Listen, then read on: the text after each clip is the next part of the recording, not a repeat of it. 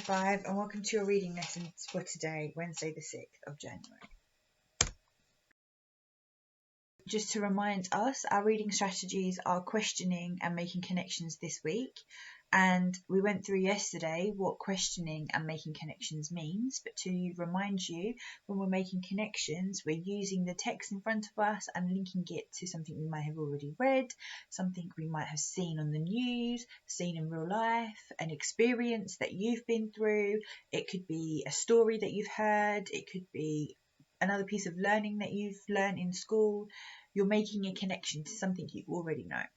And questioning is using the stems to probe and to find out more about the text. Our text again. So I'm going to read it to you today so that we can go through it together. So, Lindsay's story. I was a new first-time mum with a 5-month-old son when I found out I was 9 weeks pregnant with twin girls. My husband and I got the shock of our lives, and throughout my pregnancy I experienced perinatal anxiety as I was unsure how we would cope. After the birth of the twins, my anxiety continued to grow. Life was really tough. I was constantly tired and chasing my tail to do the simplest of tasks. Thankfully, I started to reach out for help when I knew I could no longer cope. Guided along the right path. My GP was a fantastic support to me and helped me to get back on track after I was diagnosed with perinatal anxiety and stress and having panic attacks. My health visitor also referred me to a local Home Start charity group. This led to a volunteer helping me with the kids and other practical stuff, as well as being someone who would just listen to my worries. I also joined the Home Start family group, which me and the kids continue to attend. This offers a great opportunity to meet other inspiring mums and talk to people who understand what I'm going through. And I can't forget my family and friends who were and still are absolute heroes because of the amazing kindness and unforgettable support they've shown me. I'm going to just be focusing on the strategy of making connections. So your first question is, is this text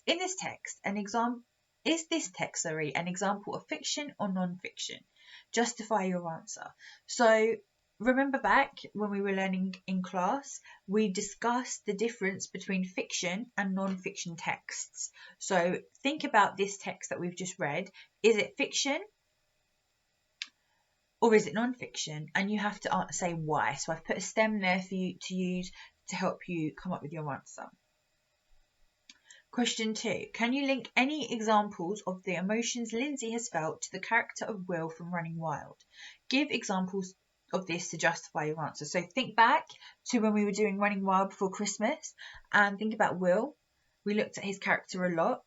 And can you think of any emotions that Will might have been having that are similar to the emotions that Lindsay is having?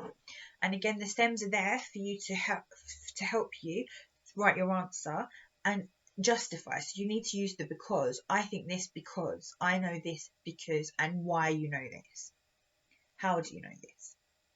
And question 3. And I can't forget my family and friends who were and still are absolute heroes because of the amazing kindness and unforgettable support they've shown me. Can you make a connection to how people are showing kindness and support in society today?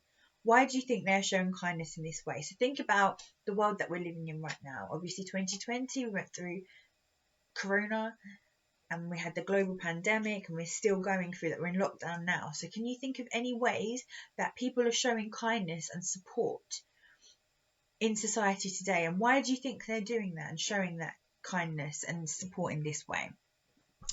Think about those answers, write them all down, and again, come onto the Zoom at 11 o'clock with any questions or anything you would like to share. And I look forward to seeing you later on.